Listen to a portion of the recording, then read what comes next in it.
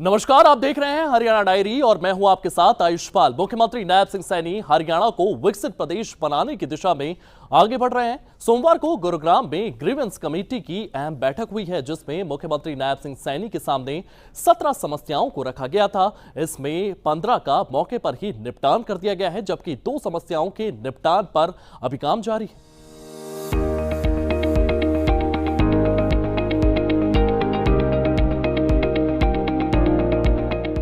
मुख्यमंत्री नायब सिंह सैनी विकसित हरियाणा बनाने की दिशा में आगे बढ़ रहे हैं, ताकि आम लोगों की जिंदगी में बदलाव लाए जा सके।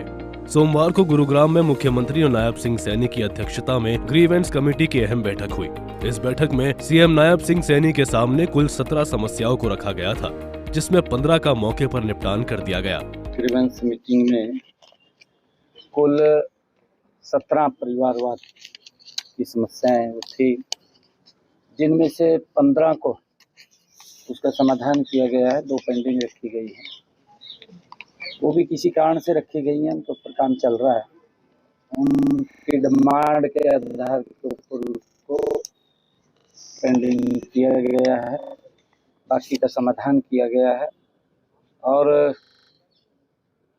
क्योंकि कार्यों को गति मिलती है, अलग अलग जो समस्याएं लोगों की आती हैं, उन समस्याओं का समाधान त्वरित हो परिवारवाद के अंदर, तो उसका यहाँ पर समाधान उनका निकला है। इस तरह की शिकायत अलग अलग प्रकार की है, मैंने कहा है, अलग अलग प्रकार की समस्याएं थी।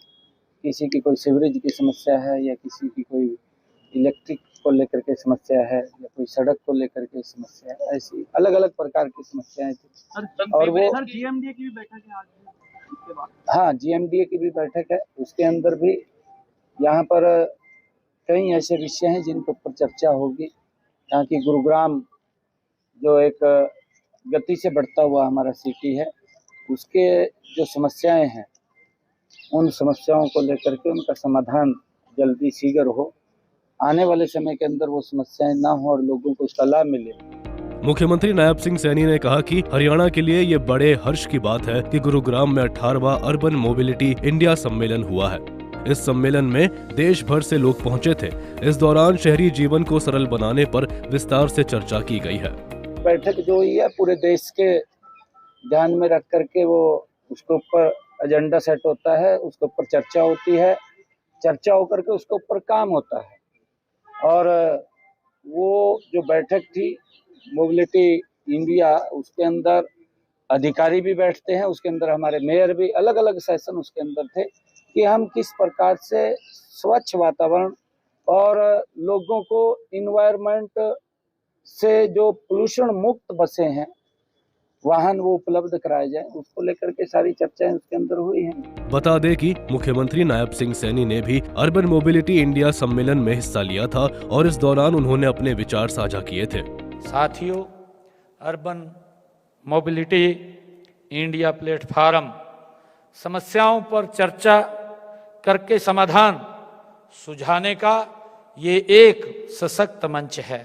हमें अपने शहरों की योजनाओं में स्थायी गतिशीलता और ट्रांजिट ओरिएंटेड डेवलपमेंट को प्राथमिकता हमें देनी होगी।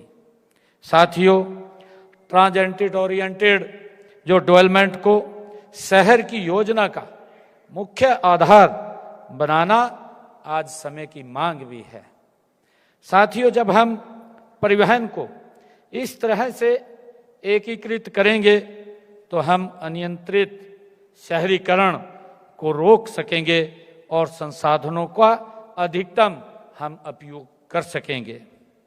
साथियों, हम सब देखते भी हैं, हम सब उस विजन को उसके साथ जुड़ करके हम आगे काम भी करते हैं। हमारे देश के माननीय प्रधानमंत्री आदरणीय नरेंद्र मोदी जी ने कई बार इस बात का जिक्र भी किया है कि भारत का भविष्य केवल मेगा सिटीज में नहीं है। साथियों, आज वर्तमान मांग के अनुरूप हमारे जो टियर 2 और टियर 3 शहर भी तेजी से आज विकसित हो रहे हैं, लेकिन उन्हें अक्सर मोबिलिटी संसाधनों में पीछे छोड़ दिया जाता है।